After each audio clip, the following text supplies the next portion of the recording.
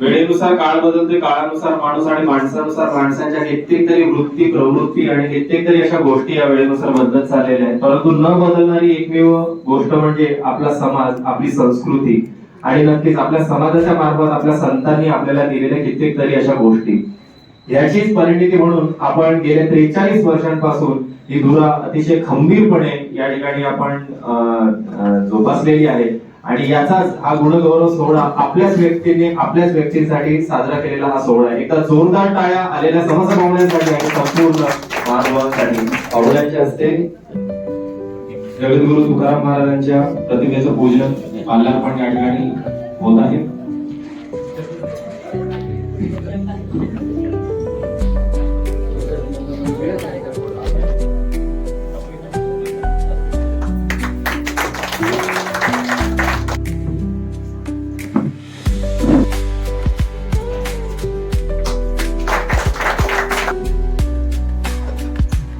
येणे हे आपल्या कार्यात या ठिकाणी घडत असते म्हणून आपला सुद्धा या ठिकाणी सत्कार करतो.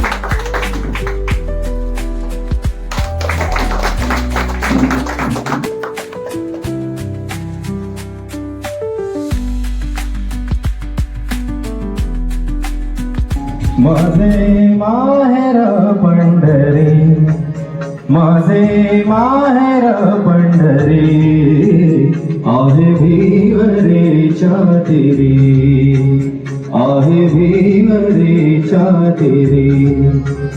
माझे माहेर पंढरी, माझे माहेर पंढरी, आहे भीवरेच्या तेरी.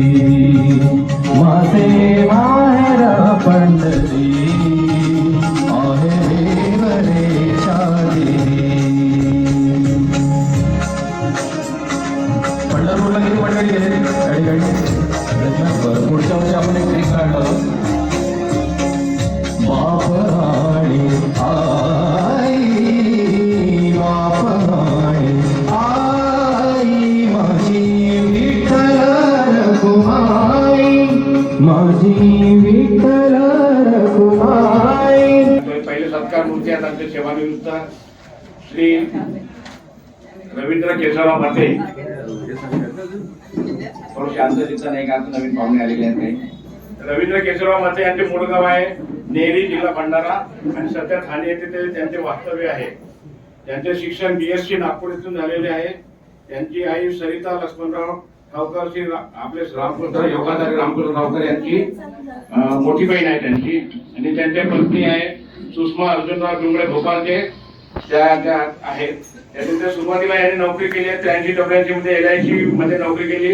त्यानंतर 1984 मध्ये त्यांनी स्टेट बँक ऑफ इंडिया मध्ये लिपिक म्हणून BB जिल्हा बुलढाण्यात सुरुवात केली. 1993 ला त्यांना उमरेड जिल्हा नागपूर येथील शाखेत पदोन्नती मिळाली, अधिकारी म्हणून पदोन्नती मिळाली. पुढे मराठवाडा, जिंतूर, हिमायतनगर, नांदेड, तळेगाव, अमरावती, बुट्टीबोरी, नागपूर, नंतर नाशिक, ठाणे, औरंगाबाद, हैदराबाद, शेवटी बेलापूर इथून येथील शाखेतून सहाय्यक महाप्रबंधक म्हणून 2022 साली सेवानिवृत्त झाले. त्यांना एक भाऊ सुधीर केशवराव मते मध्य रेल्वे नागपूर येथून सेवानिवृत्त झालेला आहे. बहीण प्रतिभा प्रभाकर बुचे मुख्य ग्रंथपाल YCC ही नागपूर येथून सेवानिवृत्त झालेली आहे.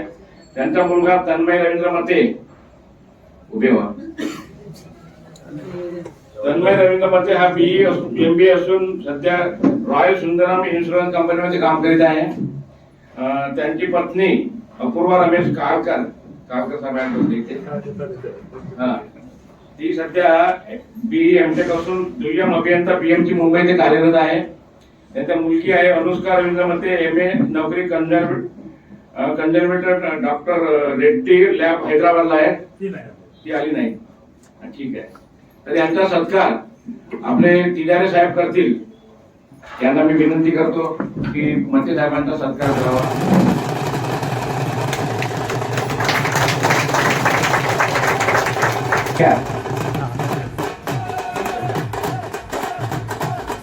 यानंतरचे सत्कार मूर्ती आहे श्री विलास चिंदुजी रेपाडे.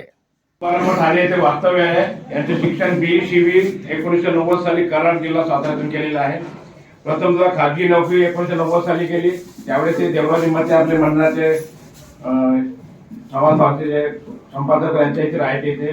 त्यानंतर 1994 साली MIDC मध्ये सहाय्यक अभियंता म्हणून त्यांनी वागळे एस्टेट मध्ये नोकरीला सुरुवात केली.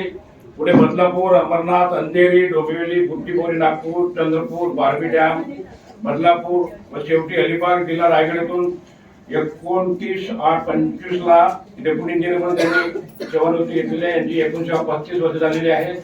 यांचे भाऊ रामभाऊ रेपाळे दूरदर्शन टीव्ही केंद्र नागपूर येथे सिनियर टेक्निशियन म्हणून कार्यरत होते. 2024 ला ते रिटायर झालेले आहेत. सध्या भंडाऱ्याचे त्यांचे सहाय्यक आहेत. यांना 3 बहिणी असून एक रायपूर व 2 भंडाऱ्याचे आहेत. मुलगी यांची ऋतुजा रेपाळे BDS असून आली का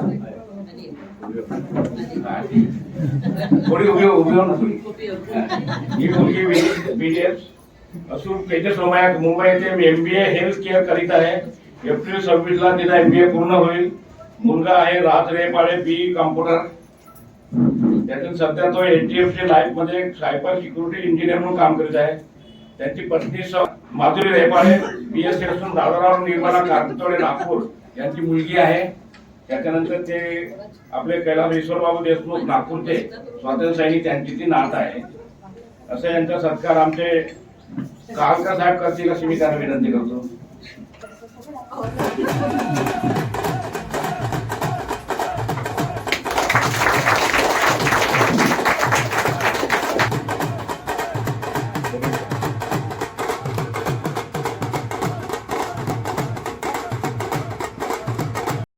सत्कार मूर्ती आहेत श्री शालिक गगनजी बांधते, मुळगाव यांचं तुमसर आहे. यांचे मुळगाव तुमसर असून ते सध्या कल्याणाचे वास्तव्य आहे. त्यांचे शिक्षण 10वी पर्यंत तुमसर येथे झालेले आहे. ITI मशिनिस्ट म्हणून त्यांनी ते भंडाऱ्यातून काम म्हणजे ट्रेनिंग घेतलेली आहे. त्यांनी पहिली नोकरी परफेक्ट इंजिनिअरिंग वर ठाणे 3 वर्षे, ओंकार इंजिनिअरिंग 2 वर्षे, त्याच्यानंतर भारत गिअर्स कौसा मुंब्रा ठाणे येथे 36 वर्षे नोकरी केलेली आहे. 30 नोव्हेंबर 2025 रोजी ते सेवानिवृत्त झालेले आहेत. त्यांचे भाऊ स्वर्गीय मधुकरराव जगनजी बांधते 1976 ला मुंबईला आले. त्यांच्याकडे नोकरीसाठी यांनी 8 वर्ष तिथे राहिलेले वास्तव्य. दुसरा भाग त्यांचे ताराचंद जगनजी बांधते सध्या महिंद्रा अँड महिंद्रा नाशिक येथे कार्यरत आहेत. त्यांना बहिणी 3 असून लग्नानंतर भंडारा जिल्ह्यात स्थायिक आहेत. मुलगा त्यांचा आदित्य शालिक बांधते BE मेकॅनिकल सैनिक इलेक्ट्रिकल इंजिनिअरिंग अमरनाथ येथे नोकरी करत आहे. त्यांची सून आहे CA ऑफिसमध्ये नोकरी करते आहे. त्यांची मुलगी प्राची दिपेश पाटील CA असून ती कोटी नेरळ येथे नोकरी करीत आहे. आणि जावळे त्यांचे BE इलेक्ट्रिकल असून भारत पेट्रोलियममध्ये नोकरी करत आहे.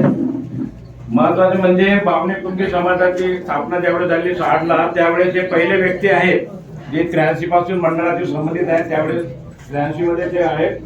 त्यातून त्यांची पत्नी अर्चना शालिक बांधते ही स्वर्गीय नारायण सखाराम लांडगे नागपूर यांची कन्या असून भंडारा जिल्ह्यामध्ये बावडेकुणी समाजाच्या सामूहिक विवाहामध्ये त्यांनी पहिल्यांदा 1993च्या सामूहिक विवाहामध्ये त्यांनी लग्न केलेलं आहे.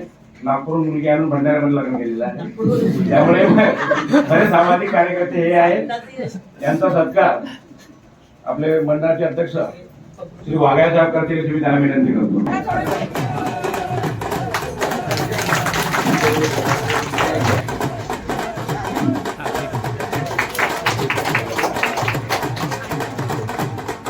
नमस्कार. बावणे कुंभी समाज उन्नती मंडळ यात सदस्य आभार. या माझ्या इथे यांनी सत्कार सेवानिवृत्तीचा सत्कार इथे घडवून आणला. तसा मी एप्रिल 2022 ला रिटायर झालो, पण प्रत्येक जानेवारी मध्ये काही ना काही कारणाने मी इथून दूर राहिलो. एप्रिल 22 मध्ये रिटायर झाल्यावर जानेवारी 23 ला आम्ही नर्मदा परिक्रमा करत होतो, त्यामुळे इथे हजर होऊ शकलो नाही. जानेवारी 24 मध्ये नागपूरचा घर बांधण्याचा कार्यक्रम चालू होता, रिनोव्हेशनचा कार्यक्रम तिकडेच होतो. मागच्या वर्षी इथे मी आलो होतो आणि जसं यांना कळलं तर आज माझा सत्कार केला, याबद्दल त्यांचे खूप खूप आभार. बावणे कुंभी समाज सोबत फार जुन्या आठवणी आहेत. रामकृष्ण मामा इथे आहेत, त्यांचे मोठे बंधू वसंतराव ठावकर मामा. त्यावेळेस मी LIC मध्ये नुकताच नोकरीला लागलो होतो. वाशिम मध्ये होतो आणि नेहमी मामाकडे अकोलाकडे जाण्याला करायचंय. त्यावेळेस या वास्तूसाठी आपल्या मंडळाचे लोक मामांकडे घेऊन गेली होती.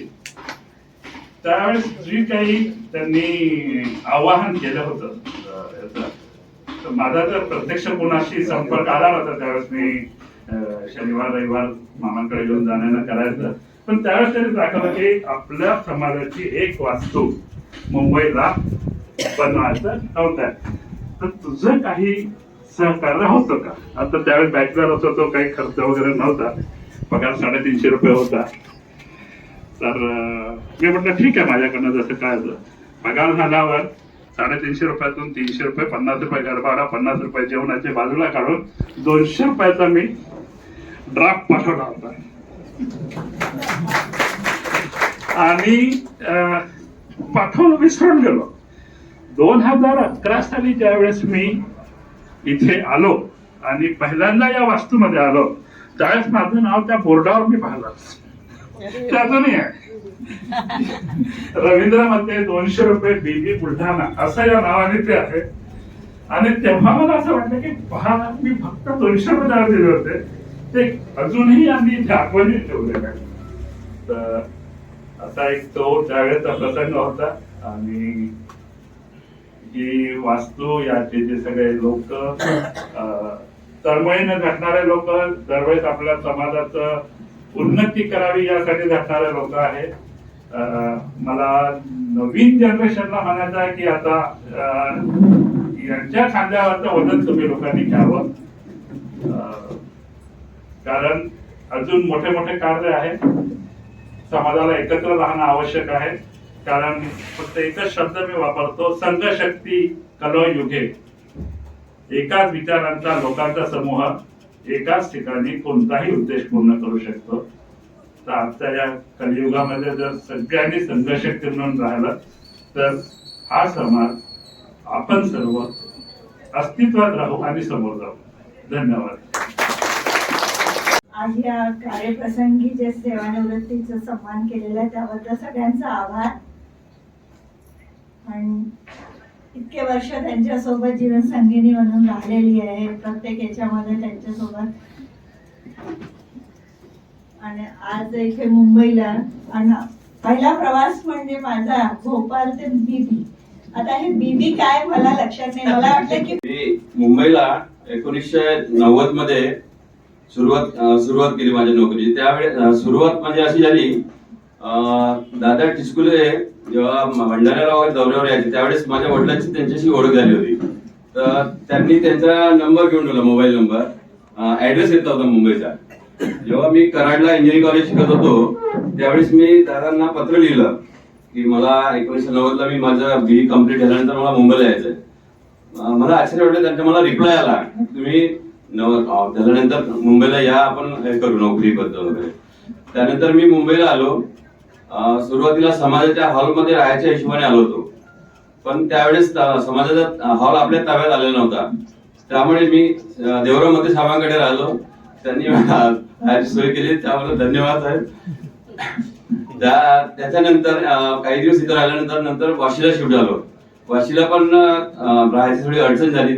त्यावेळेस रामकृष्ण ठोकर साहेब यांचं एक ऑफिस होतं, ऑफिसचं हे होतं एक गाडा, तिथं मी काही दिवस राहिलो. रामकृष्ण साहेब थँक्यू. असा माझा प्रवास सुरू झाला. सुरुवातीला मी 4 वर्ष प्रायव्हेट मध्ये होतो. नंतर 1994 ला MIDC मध्ये मला असिस्टंट इंजिनियर म्हणून नोकरी लागली. सुरुवातीला वागळे स्टेट, बदलापूर, अंबरनाथ, मुंबई, नंतर इथं सेवा करून मी नागपूरला बदली घेतली, ऐच्छिक बदली. नागपूरला काम केलं. त्याच्यानंतर चंद्रपूरहून परत मग मुंबईला वापस आलो, कारण माझी मुलीचा BDS ला इथं नंबर लागलेला होता, भारतीय विद्यापीठ खारघरला. त्यामुळे आम्ही परत फॅमिली इकडे शिफ्ट केली. तसे मला यायचंच होतं तिकडे इकडे. तर त्यावेळेस मग मी अंबरनाथला होतो आणि शेवटचं माझं अलिबागला उप अभियंता म्हणून 29 ऑगस्ट 1925 ला रिटायर झालेला आहे. मुंबईला असताना सुरुवातीला दादा टिचकुलेंचे भाऊ दशरथ टिचकुले हे राहायचे, त्यांच्याकडे जाणे नव्हतं. नंतर अभय किंधारले यांच्याकडे जाणं होतं. म्हणजे मी जवळजवळ 90 ते 98 पर्यंत, 98 माझं लग्न झालं, त्यावेळेस मी बॅचलर होतो. तर त्यावेळेस मला समाजाच्या लोकांनी खूप मदत केली. म्हणजे त्यांच्याकडे जाणे, म्हणजे असं वाटलं नाही एकटेपणा कधी, आपलं गाव असल्यासारखंच वाटायचं. होते देवराव मध्ये साहेब, कृष्ण अभय किंजरले, ज्ञानीराम अतकरी, प्रभाकर तिजोरे साहेबांकडे पण आम्ही जायचं. तेव्हा गणपती वगैरे त्यांच्याकडे जायचं, करायचं गणपती उत्सव. बबनराव लुटे जे आता नाही आहेत, त्यांच्याकडे पण झाले नव्हतं. तर तसेच नेरुळला आतिरकर आणि दिलीप दांडेकर आहेत, यांच्याकडे आमचं झाले असायचं तेव्हा. तसेच नेवीनगरला आपले शरद आगाशे होते, ते आता नागपूरला आहेत, त्यांच्याकडे पण आमचं झाले असायचं. अशा प्रकारे इथं माझी सेवा पूर्ण एमआयडीसी सर्व्हिस पूर्ण झालेली आहे. आणि मी आता ठाण्याला राहतो आहे. माझी मुलगी बीडीएस झालेली आहे. बीडीएस नंतर तिला 1 वर्ष हेल्थकेअर मध्ये नोकरी केली, IT मध्ये. त्यानंतर तिला ते बरं वाटलं, त्याच्यामुळे ती म्हणे एमडीएस करण्यापेक्षा मी MBA करते हेल्थकेअर मध्ये. तर ती आता KG सोमय्याला हेल्थकेअर करत आहे. एप्रिलला तिचं संपेल आता MBA हेल्थकेअर मध्ये. मुलगा BE कम्प्युटर सायन्स झालेला आहे. तो HDFC लाईफ मध्ये सायबर सिक्युरिटी इंजिनियर म्हणून कामाला आहे. माझी पत्नी माहित आहे, ती हाऊसवाईफ आहे, परंतु ती सोशल भरपूर कामं करते. समाजाच्या वतीनं सत्कार केल्याबद्दल सगळ्यांचा आभारी आहे मी. थँक्यू. नमस्कार, मी शालिक जगन बांते, मुळगाव तुमसर. सध्या कल्याण इथे कार्यरत आहे. भारत गॅस कंपनीमध्ये 30 नोव्हेंबर 2025 रोजी सेवानिवृत्त झालो आहे. मी 1982 मध्ये मुंबईला आलो. त्याच्या अगोदर माझे मोठे बंधू स्वर्गीय मधुकर जगनजी बांते 1976 पासून मुंबईमध्ये कार्यरत होते. त्यांच्याकडेच मी राहायला होतो. त्यानंतर ठाणे येथे परफेक्ट इंजिनिअरिंग वर्क्समध्ये 3 वर्ष काम केले. त्यानंतर ओंकार इंजिनिअरिंग मध्ये 2 वर्ष आणि आता शेवटी भारत गॅस लिमिटेड मधून आता 36 वर्ष सेवा करून निवृत्त झाले. मला 2 मुलं असून, 1 मुलगी आणि 1 मुलगा असून. मुलगा इंजिनिअरिंग झालेला आहे आणि मुलगी CA झालेली आहे. सध्या मुलगी केरळ येथील कोचीमध्ये कार्यरत आहे. जावई कोचीला भारत पेट्रोलियम मध्ये कामाला आहेत आणि मुलगा इथे अंबरनाथ इथे सैनी इलेक्ट्रिकल इंजिनिअरिंग मध्ये कामाला आहेत. आणि आमच्या सध्या आता सुनबाई पण आलेली आहे आणि जावई पण आले. सध्या व्यवस्थित सगळं चाललेलं आहे. आणि माझ्या इथे सत्कार केल्याबद्दल सर्व समाज बांधवांचा आणि मंडळाच्या पदाधिकाऱ्यांचा मी अभिनंदन करतो. थँक्यू. नमस्कार. आज बावडी कुंभी समाज मेळावा यासाठी आपण इथे सगळे जमलेलो आहोत. सगळ्यांनी आपापल्या जीवन प्रवासाचं सांगितलंय. काही रिटायर झाले आहेत. आजचे पाहुणे म्हणून आलेले अध्यक्ष, प्रमुख अतिथी, रिटायरमेंट म्हणून उपस्थित असलेले सगळे मान्यवर आणि तुम्ही सगळे सुट्टी म्हणजे सगळ्यांचा आरामाचा दिवस, तर सगळे इथे एकमेकांसाठी वेळ काढून जमलेले आहेत. हाच आपला एक एकमेव आहे की आपण बावडी कुंभी समाज मेळाव्यासाठी तो जमलेला आहोत. आणि गोंदुडे काकांनी सांगितलं आधी असं होतं की मुलगा मुलीकडे जायचं लग्न करायला, म्हणजे आपली वरात घेऊन मुलीकडे जायचं. पण सगळं बाबांनी असं केलं की त्यांनी नागपूरची मुलगी भंडाऱ्याला आणली. त्यांनी भारत गॅसमध्ये 33 वर्ष नोकरी केली. त्यांचा हा सुखाचा प्रवास खूप छान गेला. पुढे पण त्यांचा असाचा प्रवास जावो. त्यांच्या पण जीवनसाथीने खूप म्हणजे असं साथ दिली. त्यांची मुलं पण सुशिक्षित असे छान शिकले. त्यांचे आम्ही संस्कार घेऊन पुढे जाऊ. त्यांची मुली, जावई, सुना असेच त्यांचे आम्ही संस्कारात चालत राहू. एवढे मी महत्त्वाचे सांगतो. I can give some help to Pranay and our entire समाज. कारण की जोपर्यंत आम्ही समोरचा पाऊल घेऊ नये तोपर्यंत मागचं पाऊल वाढणार नाही. ही माझी विचारधारणा आहे ती विचारधारणा मी प्रणयसोबत शेअर करायचा पूर्ण प्रयत्न करेन. थँक्यू. पुढच्या वेळेस आम्ही आहोत इथे. हा, अपूर्वा, तुम्ही लक्षात ठेव. आणि टाळ्या वाजवताय का? कार्यकर्ता मिळाला हा, असेच कार्यकर्ते पाहिजे आपल्याला. नमस्कार सगळ्यांना. मी अपूर्वा ठाकरे. माझ्या आई बाबांनी जोडलेलाच आहे. रमेश कहालकर, रेणुका कहालकर, दोघे टीचर आहेत. बाबा रिटायर्ड आहेत आणि सासरे माझे रवींद्र मध्ये त्यांचा हा सत्कार झालेला. माझं शिक्षण सगळं तुमसर इथे झालेलं आहे. Ganga high school Tumsar, Marathi medium. आणि त्यानंतर इंजिनिअरिंग नागपूर, एमटेक पण VNIT नागपूर. आफ्टर दॅट स्पर्धा परीक्षेच्या तयारीसाठी मी पुण्याला आले आणि त्यातूनच माझं सिलेक्शन BMC येथे सब इंजिनियर म्हणून झालेलं. सो जेव्हा मी मुंबईला आले दॅट टाइम वॉज अनमॅरिड आणि माझ्या बॅचमध्ये माऊली मुलगी असं ॲज मला कोणी दिसलेलं नाही. सो आय गेव अप की मला वाटलंच नव्हतं की मुंबई पावले मुलगी समाजाचे कोणी लोक आहेत. सो आय वॉज लाईक की मला इकडे पावले मुलगी मुलगा मिळणं इज नॉट पॉसिबल. सो मी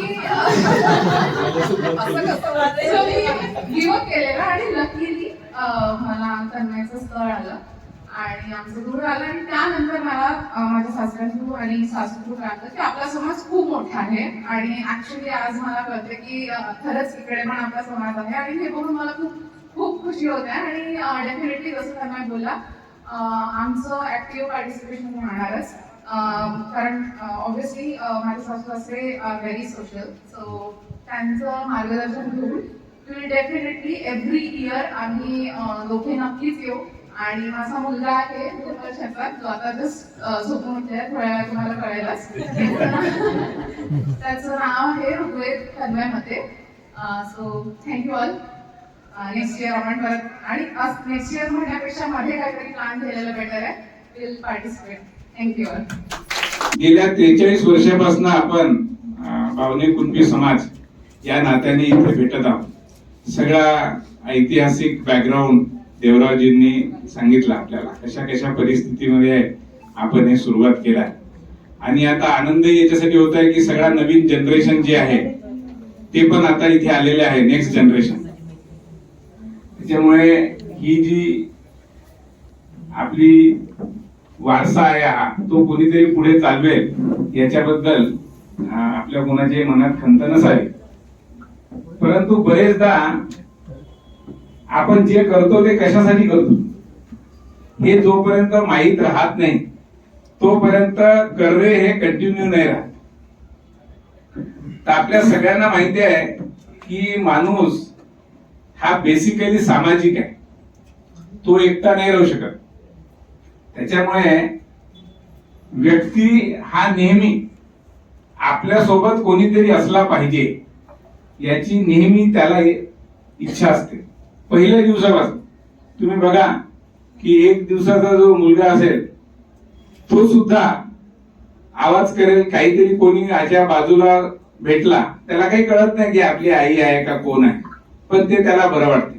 कारण असं आहे की भगवंतानी या सृष्टीच्या निर्मितीमध्ये मानवाची अशी निर्मिती केली की ही जी सृष्टी आहे ती चालू ठेवण्याची जबाबदारी मानवावर दिलेली आहे. कारण की आपण बघतो सृष्टीमध्ये दगडधोंडे आहे. हे दगडधोंडे कसे असतात की जसे निर्माण झाले तसेच असतात, त्याच्यात काही बदल होत नाही, वाढत नाही. त्याच्यानंतर आपण पाहतो वनस्पती असतात, त्या वनस्पतीची वाढ होते, पण ते जिथे असतात तिथेच वाढ होते. त्याला जर अन्न त्याच्या जागेवर नाही मिळालं तर त्याची वाढ नाही होत. मग पशु पक्षी असतात, त्यांची वाढ होते आणि ती आपल्या वाढीसाठी अन्न बाहेर शोधत असते. एक जास्ती डेव्हलपमेंट आहे. परंतु त्याच्यामध्ये एक लिमिटेशन आहे की तो जसा असतो तसाच असतो. जसा कुत्रा जन्मला तसाच कुत्रा मरतो, त्याच्यात गुणधर्मात काही परिवर्तन होत नाही. परंतु त्याच्यानंतर जास्ती डेव्हलप क्रिएचर काय असेल त्या मानव आहे. त्या मानवामध्ये सगळं आहे. आणि त्याच्या अजून एक गोष्ट जास्ती आहे ती म्हणजे माणूस हा एका परिस्थितीतून दुसऱ्या परिस्थितीमध्ये बदलू शकतो. माणूस जसा आहे तसा नाही राहत, माणसामध्ये बदल घडू शकतो. आणि त्या बदलासाठीच आपण असं म्हणतो नेहमी की माणसाचं डेव्हलपमेंट, आपण सगळेजण पर्सनॅलिटी डेव्हलपमेंट ह्या सगळ्या विचार करतो. कारण कसं आहे की माणूसच असा एक या सृष्टीमध्ये निर्माण झालेली घटक आहे की ज्याचा विकास होऊ शकतो. जो आज आहे त्याच्यापेक्षा चांगला होऊ शकतो, किंवा आज आहे त्याच्यापेक्षा वाईट होऊ शकतो, काही होऊ शकतो, बदलू शकतो. आणि म्हणून भगवंतांनी मानवावर या सृष्टीची, जशी सृष्टी निर्माण झाली तशी ती ठेवण्याची जबाबदारी घेतली. समजा आपण मानवाने ती जबाबदारी स्वीकारलीच नाही तर काय होईल? सृष्टी संपून जाईल. आपल्याला वाटते तितकं सोपं नाही. कारण की आपण आज कुटुंब बघतो की अमेरिका हा सगळ्यात प्रगत देश आहे, मटेरियली सगळ्यात प्रगत देश आहे. पण सगळ्यात मोठी समस्या अमेरिकेमध्ये अशी आहे की तिथला मुलगा हा सिंगल पेरेंट सोबत राहतो. सगळ्यात मोठी समस्या की दोन्ही पेरेंट त्याच्यासोबत नाही राहत. कारण कसं आहे की वेस्टर्न फिलॉसॉफीमध्ये व्यक्तीलाच महत्व आहे, कुटुंबाला महत्व नाही. म्हणजे आपल्या इथे जेव्हा आपलं लग्न होते तेव्हा आपण 1+1 2 नाही होत, आपण 1+1 बिगर 1 होतो, मोठा एक. कारण त्याच्या आधी आपण प्रत्येक जण आपलीच काळजी घेत असतो, आता आपण कुटुंबाची काळजी घेतो. त्याच्यामुळे हा जो कुटुंब आहे, हा कुटुंब घटक हा भारतीय संस्कृतीचा गाभा आहे, जो वेस्टर्न संस्कृतीमध्ये दिसत नाही. म्हणून भारतीय संस्कृती इतके वर्षापर्यंत, हजारो वर्षापर्यंत परकीय आक्रमण येऊनही टिकली आहे. कारण की आपण फॅमिली सेंट्रिक सोसायटी आहे, इंडिव्हिज्युअल सेंट्रिक नाहीये, व्यक्तिनिष्ठ समाज नाहीये, कुटुंबनिष्ठ समाज आहे. आणि हा जो कुटुंब आहे, हा कुटुंब छोटा पण होऊ शकतो आणि मोठा पण होऊ शकतो. आता आपल्याला बरेच जे तरुण मंडळी आहे, नवीन जनरेशन मध्ये आपल्याला बरेचदा असं वाटते की आपण जातीपातीच्या वरती निघालं पाहिजे, जातीपातीच्या वर वागलं पाहिजे, आपण मानवतावादी झालं पाहिजे. हे सगळं बिलकुल बरोबर आहे. थिओरॉटिकली आपण जेव्हा असं म्हणतो ना की या जगामध्ये सर्वत्र भगवंत आहे, असं म्हणतो, आपल्या भारतीय तत्वज्ञानाचा आधार आहे. सर्वत्र भगवंत आहे म्हणजे काय की या सृष्टीमध्ये जे काही निर्माण झालेलं आहे ते भगवंत आहे.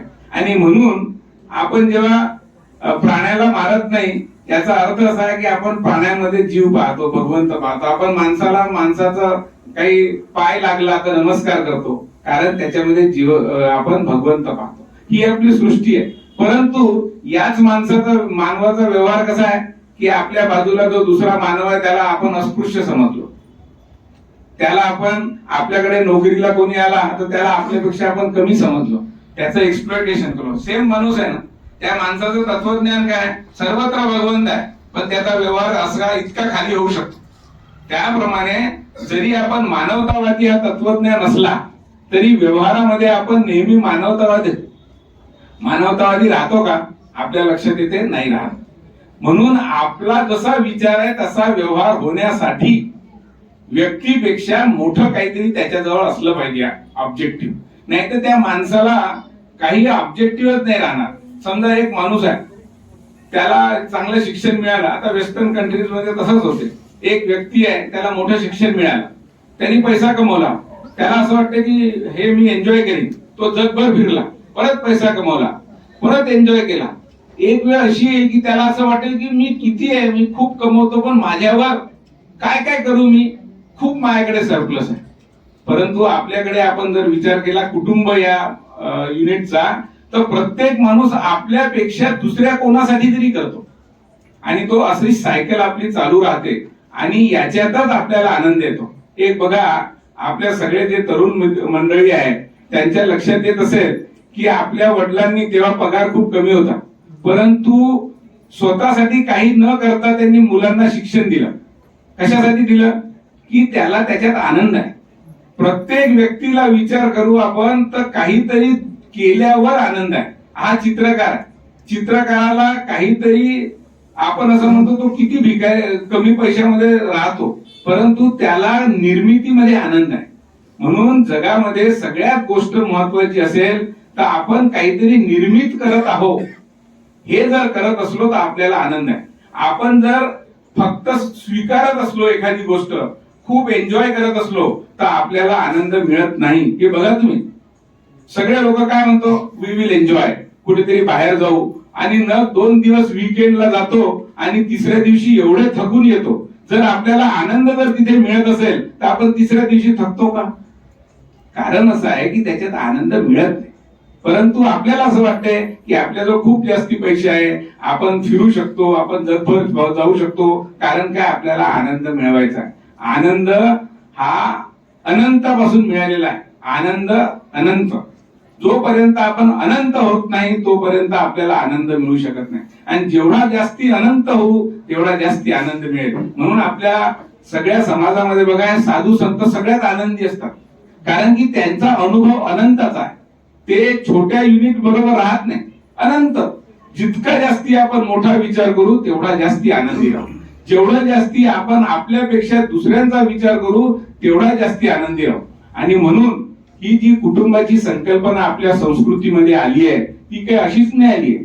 ती खूप विचारपूर्वक आपल्या साधू संतांनी आणि महात्म्यांनी आपल्या समाज, कारण की शेवटी समाज बनवायचा कसा, एक माणूस निर्माण झाला त्याच्यातून हजारो माणसं निर्माण झाले, पण त्यांना एकत्र ठेवायचा कसा. आणि म्हणून हा जो विचार आहे हा मूळ विचार आपल्या या बावणे कुणबी समाजाच्या संघटनेमध्येही आहे. हा विचार आपण केला पाहिजे. आपण बेसिक तत्वज्ञानापासून वेगळे नाहो. आपण काय करत आहोत, आपण आपला जो छोटा कुटुंब आहे, आई वडील मुलं, आपण आता म्हटलं माझा छान छोटासा कुटुंब चालू आहे, आनंदी आहे. परंतु ते आनंद जर वाढवायचा असेल तर काय करायचं, तर तो आनंद अजून मोठा करायचा. आपला कुटुंब जेवढा मोठा करू तेवढा आपला आनंद वाढेल, आपला अनुभव करू शकतो. आता बघा ठाऊकर साहेब इथे आहेत, ते निरंतर योगासनाच्या मागे जातात, इकडे जाते तिकडे जाते तिकडे जाते. त्यांना काही ऑब्जेक्टिव्ह, त्यांना काही जरुरी नाहीये. ते रिटायर झाल्यावर आपल्या घरी आपल्या मुलाबरोबर सुनाबरोबर बसू शकले असते, परंतु त्यांना जर विचारलं तर ते बाहेर जातील तर जास्ती आनंदी होतात, ते राहू नाही शकत. आपण त्याचा अनुभव घेतला तेव्हा आपल्या लक्षात येईल की मोठ्यामध्ये केवढा आनंद आहे. म्हणून माझं या निमित्ताने दरवेळेस आपण येतो, विचार करतो, परंतु तसं विचार करून निघून जातो. आपल्या कृतीमध्ये आपण जोपर्यंत हा विचार, तो जो काही विचार आहे तो आपला झाला पाहिजे. बरेचदा आपण ज्ञान घेतो, आता पुस्तक वाचलं किंवा टीचरनी आपल्याला सांगितलं तर ते ज्ञान कोणाचं असते, ते ज्ञान शिक्षकाचं असते, ते ज्ञान पुस्तकातलं असते. ते ज्ञान वाचतो आपण, वाचल्यावर मनन केल्यावर ते ज्ञान आपलं होते. आणि जोपर्यंत ज्ञान आपलं होत नाही तोपर्यंत आपल्याला तो विषय समजत नाही, आपण ज्ञानी नाही होत. म्हणून आपण नेहमी म्हणतो तो नॉलेज आपला झाला पाहिजे. तसंच हे जे आपलं तत्वज्ञान आहे, विचार आहे, ते आपलं झालं पाहिजे आणि आपलं नेहमी करण्यामध्ये होईल. जोपर्यंत करत नाही तोपर्यंत होत नाही. म्हणून आपल्या इथे बघा, कर्माला कर्मफळ आहे, प्रत्येक कर्माला कर्मफळ आहे. ज्ञानाला कर्मफळ नाहीये, ज्ञानाला रिझल्ट नाहीये, ज्ञानाला अचिव्हमेंट आहे. रिझल्ट फळ दिसते ते फक्त कर्माला दिसते. म्हणून भगवंतांनी भगवद्गीतेतही म्हटलं आहे की कर्म हे महत्वाचं आहे, बाकी सगळं त्याच्या बरोबर येते. ज्ञान हे कर्मासोबत येते, भक्ती हे कर्मासोबत येते, पण कर्म केलं पाहिजे. कोणतंही जे आपलं काम आहे, आपला विचार आहे, ते कर्मातून व्यक्त झाला पाहिजे. त्याच्यामुळे आपण इथे येतो. आपण 83 पासून ही संस्था सुरू केली, परंतु ती जर मोठी करायची असेल, व्यापक करायची असेल तर जास्तीत जास्त लोकांनी त्याच्यासोबत आपण राहिलं पाहिजे. आणि हा जो नवीन जनरेशन आपला इथे आलेला आहे त्यांनी एक लक्षात ठेवलं पाहिजे की मानवाचा जो स्वभाव आहे ना, बेसिकली बरेचदा आपण असं लक्षात घेतो की खूपदा छोट्या छोट्या गोष्टी आहे पण आपण लक्ष नाही घेत. आपण ज्याला रिलीजन म्हणतो तो रिलीजन आणि आपल्या भारतातला धर्म हा शब्द वेगळा वेगळा आहे. ज्याला आपण बाहेरचे लोक रिलीजन म्हणतो तो धर्म नाहीये. धर्म काय आहे, तर धर्म आहे ज्याच्यामुळे मी ओळखला जातो तो धर्म. आता बघा, हा बर्फ आहे, बर्फ कशामुळे ओळखला जातो, तो त्याच्या शीतलतेमुळे ओळखला जातो. म्हणजे बर्फाचा धर्म आहे शीतलता. अग्नी कशामुळे ओळखली जाते, अग्नी दाहकतेमुळे ओळखली जाते. अग्नी जर गरम नसेल तर त्याला आपण अग्नी नाही म्हणत. म्हणून अग्नीचा धर्म काय? दाहकता. म्हणून मानव कशामुळे ओळखला जातो? तो मानवाचा धर्म. आणि मानव ओळखला जातो कृतज्ञतेमुळे, ग्रॅटिट्यूड ज्याला इंग्रजीमध्ये आपण कृतज्ञता. थोडीशी सुद्धा कोणीतरी मी जर माझं जे अस्तित्व आहे ते माझ्यामुळे नाहीये, माझ्याशिवाय जो जग आहे त्यांनी मला जगू दिलं म्हणून आहे. आता आपण आपल्या नेहमी मी उदाहरण देतो, आपल्या आजूबाजूला आपण पाहतो ना की हे आपण खेड्यावरचे असल्यामुळे आपल्या लक्षात येते की एक छोटासा कोंबडीचे पिल्ल असतात ना, ती एक मांजर येते आणि कोंबडीचा पिल्लू उचलून घेऊन जाते. मग मांजराचे छोटे छोटे पिल्ले असतात, कुत्रा येतो एक आणि त्या मांजराचा पिल्लू घेऊन जातो. मग कुत्र्याचे पिल्ल एक घार येते वरून आणि कुत्र्याचा पिल्ल पण घेऊन जातो. पण मानवाचा एक दिवसाचा मुलगा, त्याला जर नर्सनी नाक दाबून टाकलं असतं किंवा बाकी कोणीतरी त्याचा थोडीशी इजा केली असती तर तो जगू शकला नसता. म्हणजे मानव हा जगतो तो दुसऱ्यांनी आपल्याला जगू दिला म्हणून जगतो. म्हणून आपण त्याच्याबद्दल कृतज्ञता ठेवतो. म्हणून आपल्या ते छोट्या छोट्या गोष्टीला आपण म्हणतो, त्यांनी चॉकलेट दिला त्याला थँक्यू म्हण, त्यांनी काही म्हटलं थँक्यू. हे काय आहे? थँक्यू हे कृतज्ञता आहे. माझ्यासाठी, माझ्या आनंदासाठी तुम्ही जे जे काही केलं त्याच्याबद्दल मी कृतज्ञ आहे. आणि हे कृतज्ञताची अनुभूती हा मानवाचा धर्म आहे. आणि म्हणून आपण ही एकदम कुठे मोठी नाही होणार, आपण म्हणून हळूहळू करतो. आपण पहिले आपल्या आई वडिलांबद्दल कृतज्ञ राहतो कारण की त्यांच्यामुळे आपलं जीवन आहे. त्याच्यानंतर आपण गुरुजनांबद्दल कृतज्ञ राहतो कारण त्यांच्यामुळे माझी कॅपॅसिटी वाढली. आपण समाजाबद्दल कृतज्ञ राहतो कारण की त्यांनी मला कुठल्या कुठल्या घडीमध्ये मदत केली. मदत जरी केली नसेल तर मला मरू नाही दिलं, हे सुद्धा माझी मदत आहे. त्याच्यामुळे आपण त्याच्याबद्दल कृतज्ञ राहतो. आणि हा जो कृतज्ञतेचा भाव आपण जेवढा वाढवू तेवढा आपला विकास होईल. आणि म्हणून आपण नेहमी असं म्हणतो की आपल्या त्यांनी जेवढं होईल तेवढं आपल्यापेक्षा जास्त, आपल्यापेक्षा दुसऱ्यासाठी किती करता येईल ते जर केलं. आपल्या भगवद्गीतेमध्ये असं म्हटलंय, यज्ञार्थात अन्यतो, यज्ञ जर सोडून बाकी कुठल्याही कर्मामध्ये बंधन आहे.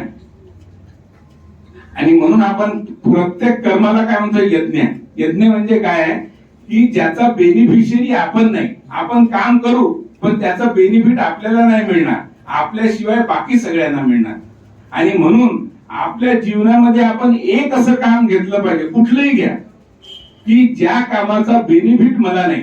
मी काम करीन, मी कर्तव्य बुद्धी म्हणून काम करीन, पण त्याचा बेनिफिट जो आहे सगळे बाकीचा समाज घेईल. तुम्ही त्या समाजामध्ये आपल्या जातीचेच लोक बसले पाहिजे आवश्यक नाही, आपल्या आजूबाजूचे लोक असू शकतात, अजून काही लोक असू शकतात. परंतु आपली प्रायमरी रिस्पॉन्सिबिलिटी जशी आपली कुटुंबाची आहे, जसं आपल्या गावातले सगळे मुलं शिक्षित झाले पाहिजे असं जर वाटते, परंतु सगळ्यात आधी आपल्या मुलाला आपण शिक्षित करतो, त्याला शाळेत जातो, त्याच्या शाळेचा खर्च करतो, त्याच्यानंतर आपल्या जो एक्स्ट्रा असेल तर आपण नातेवाईकाच्या मुलांचा खर्च करतो, त्याच्यानंतर आपल्या गावातल्या मुलाचा खर्च करतो. त्याचप्रमाणे आपण हा जो आपल्याशिवाय दुसरा समूह त्याच्यासाठी काहीतरी करायचं असेल तर तो समूह सगळ्यात आधी आपला कुटुंब, मग आपला एक्सटेंडेड कुटुंब, मग आपला ज्ञाती समाज, मग आपला सगळा मित्र परिवार, अशा पद्धतीने आपण विचार करतो. म्हणून आपण ज्ञाती संस्थेचं काम करतो,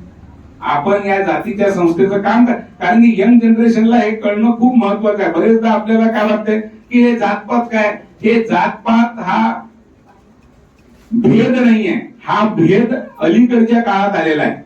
पहिलेच्या काळामध्ये जाती भेद नव्हता, हा आपल्या कुटुंबाचा व्यापकत्व होता. छोटा कुटुंब आपण मोठा करत होतो. आणि आजही आपण बघा, इतके मारवाडी किंवा गुजराती समाजाचे पटेल शाह आपण एवढे पाहतो, ते का मोठे होतात? त्यांचे प्रत्येक शाह बिल्डर दिसतो तुम्हाला, बघा का? कारण की असे हजारो शाह आहे, ते रिसोर्स मोबिलाइज करतात. आपला छोटा छोटा रिसोर्स आहे ते पूल करतात, एकत्र आणतात. आणि तो एकटा शाह छोटा असतो, पण जेव्हा 100 शाह एकत्र येतात तेव्हा ते खूप मोठे होतात. आणि त्याच्यामुळे त्याचा बेनिफिट प्रत्येक छोट्या शहाला मिळतो. आणि अशा पद्धतीने आपण जेव्हा मोठा विचार केला कुटुंबाचा, त्याचा बेनिफिट ऑटोमॅटिक आपल्याला मिळते. आपल्याला असं वाटतंय की मी एकटं दिलं तर कसं होईल, आपल्याला ऑटोमॅटिक मिळते. आणि म्हणून आपल्याला जर याच्याही पुढे विकास करायचा असेल, आपण वैयक्तिक विकास केलेला आहे, प्रत्येकाने आपल्या आई वडिलांना, भावाला, बहिणींना इथे आणलं, त्यांना मोठं केलं, मुलांना शिकवलं, मुलं मोठे झाले. आता आपण रिटायर्ड झालो, आता आपलं काय काम? जसं तरुण लोकांनी आपण केलेलं काम पुढे न्यायचं आहे, तसं आपलं काय काम आहे? आता आपण रिटायर्ड झालो, आपल्याला मुलाबाळांच्या संगोपनाची गरज, काही आवश्यकता नाही. तर म्हणून आपल्या समाजामध्ये म्हटलंय ना, जसं गृहस्थाश्रमानंतर वानप्रस्थी. वानप्रस्थी याचा अर्थ असा आहे की आतापर्यंत मी माझ्या कुटुंबासाठी जगलो, आता मी समाजासाठी जगीन. मी तेवढंच काम करेन जेवढं आधी करत होतो, पण आधी माझा बेनिफिशियरी होता माझा फॅमिली, आता संपूर्ण समाज होईल. मी तर स्वतःला बोनस समजतो की हे लाईफ बोनस आहे, माझी कोणाला उपयुक्तता नाही, समाजाला उपयुक्तता आहे. त्याच्यामुळे जास्तीत जास्त काम करणे, जास्तीत जास्त समाजाचं सुख पाहणे, त्याच्यातच माझं सुख आहे याची अनुभूती करणे, हेच माझ्या जीवनाचं यापुढचं लक्ष व्हावं. आणि असं जर आपण केलं तरच अशा प्रकारचे आपण वार्षिकोत्सव साजरे करू असं मला वाटते. धन्यवाद. नमस्कार.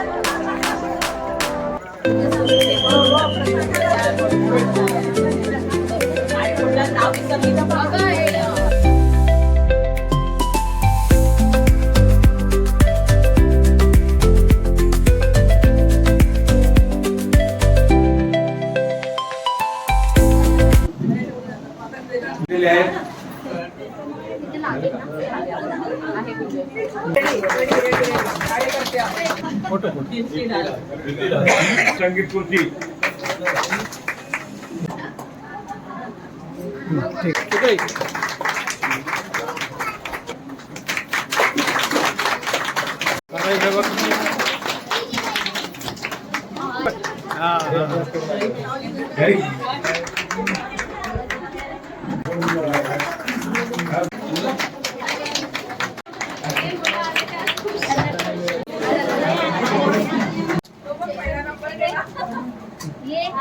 कार्यक्रम संपता प्रणय गोवास यांचे सावळी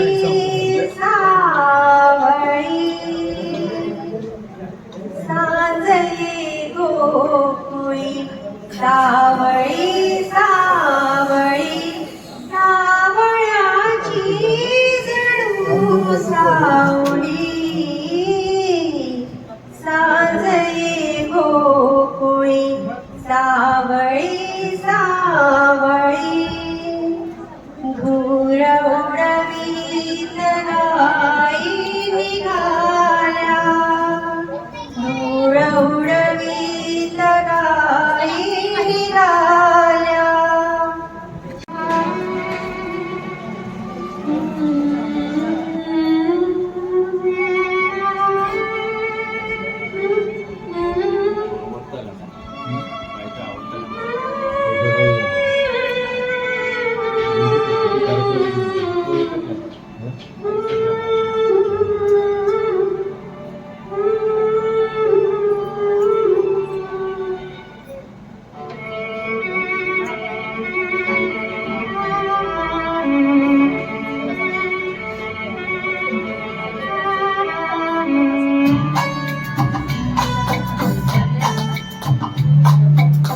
एक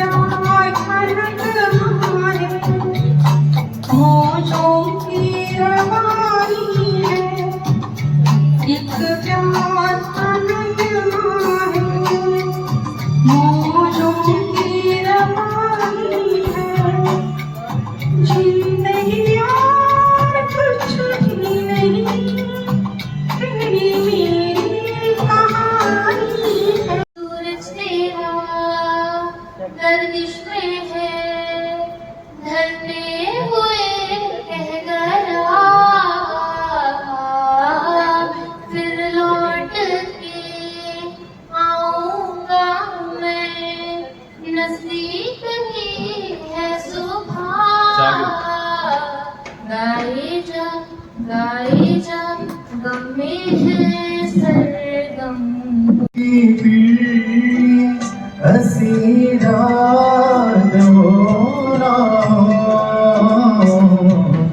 शायद किसी जन्म मुलाकात होना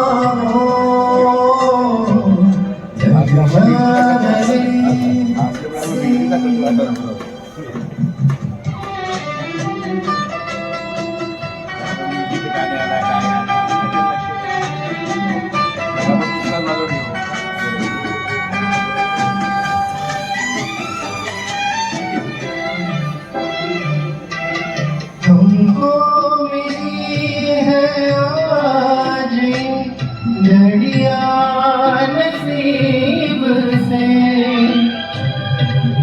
हमको मिली है आज घड़िया नसीब से जी भर के देख लीजिए हमको करीब से फिर आपके नसीब में ये बात होना हो शायद फिर से जन्म मुलाकात होना हो लग जा गले की पीली हंसी रात होना हो शायद फिर से जन्म मुलाकात होना हो। व समृद्धीची जाओ ही परमेश्वर चरणी प्रार्थना. आपला 43वा वर्धापन दिन आज आपण साजरा केलेला आहे, साजरा करीत आहोत.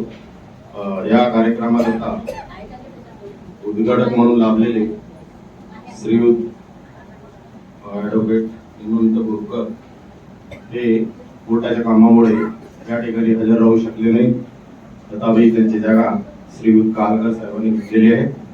तसेच या कार्यक्रमाचे उद्घाटक श्रीयुत प्रभाकरजी तिजारे साहेब, नवी मुंबई व्यासपीठावरील मान्यवर, या कार्यक्रमात समाविष्ट असलेले तिन्ही सत्कारामूर्ती विलास रेपाडे साहेब, रवींद्र मते साहेब आणि शालेय गिमंती साहेब.